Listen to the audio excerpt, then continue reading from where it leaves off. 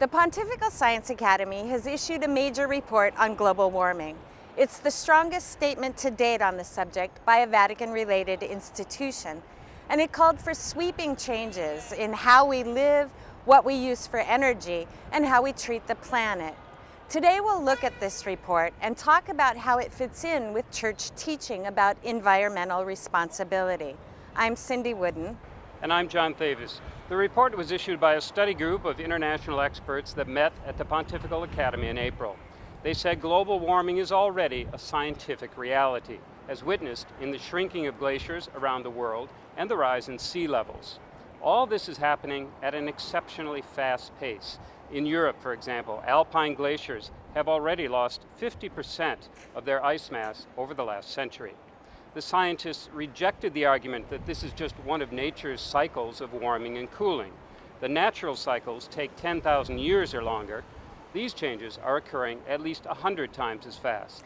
The experts said most of this warming is caused by greenhouse gas emissions, a buildup of carbon dioxide created by the consumption of fossil fuels and made worse by deforestation. They warned that these changes are already a life and death issue for millions of people.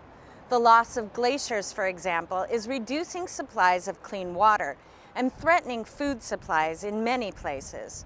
The glaciers, they said, are like natural water towers, but they are literally disintegrating.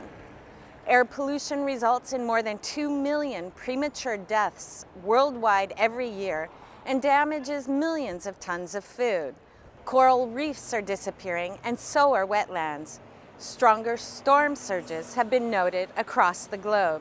The bottom line of this report was that a major effort is needed to reduce greenhouse gas emissions, to find ways to draw down carbon dioxide from the atmosphere, and to prepare to adapt to the warmer climate.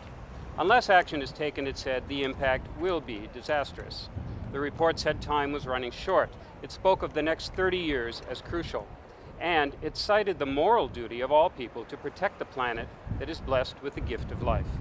Now, this is a controversial topic, and some critics have already pointed out that it wasn't the Vatican itself that issued the report, but a panel of scientists.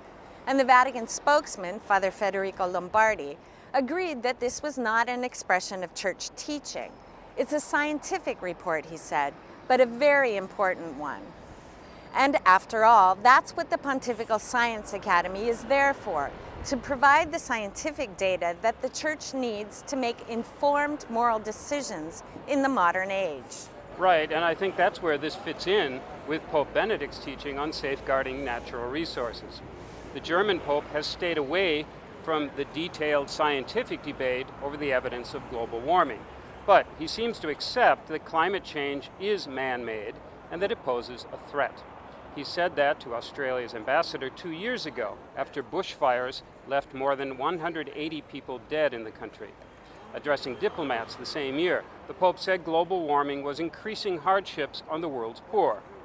And in a message to an earlier Vatican conference on global warming in 2007, the Pope said global warming requires new models of production and consumption, especially in the developed world where the consumption of natural resources is highest. I'm John Thavis. And I'm Cindy Wooden, Catholic News Service.